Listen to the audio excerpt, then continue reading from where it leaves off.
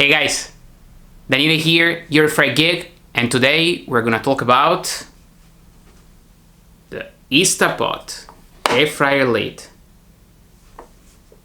Let's cook some fries.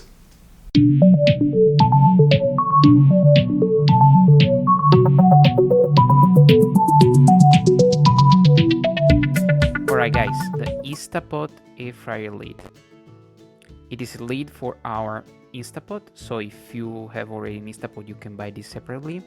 It has different functions: air fry, broil, bake, roast, reheat and dehydrate. Obviously for us air frying is the most important one. One of the thing that is important to remember is this is a separate motor, so it is important to do not plug both appliances together as Instapot suggests. It comes with this protection pad, so when you finish cooking, you unplug the lid, and since it's gonna be really hot, you can place there while it cools down. Now, very easy. We put the basket in, and then we select the temperature and the timing here. I'm cooking my French fries at 370 for 10 minutes, and then I will increase the temperature later. If you want to see the full recipe, I will put link down below.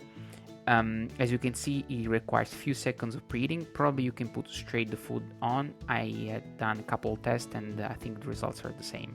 And then you can place the provided basket in, cooking for 370 for 10 minutes. And here, as you can see, I had some problem in placing back the lid halfway through. Instapot suggests to turn your food, and here I did a couple trials before getting in place. If you don't put in place, it won't start again the cooking process. Okay, time is up. It starts immediately to cool down. Here you can see the final results. Looks air fryer fries, very nice. I got the impression that the basket is smaller compared to my Philips, so I can cook a little bit less quantity.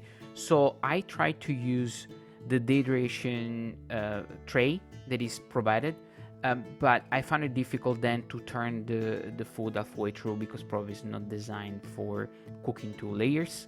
And I also found that at the moment it seems like the lid has a little bit less power compared to my Philips, or it's less optimized for the air frying process. Guys, stay tuned and subscribe because I'm gonna post more and more video about the Instapot air fryer lid. And now let's go straight to the wife test. Alright guys, as always, the wife test. We are trying the Instapot air fryer lid air fried French fries. My impression, as I said during the video, seems like there's less power compared to the Philips, but let's see how they turn out. They look similar. Let's see.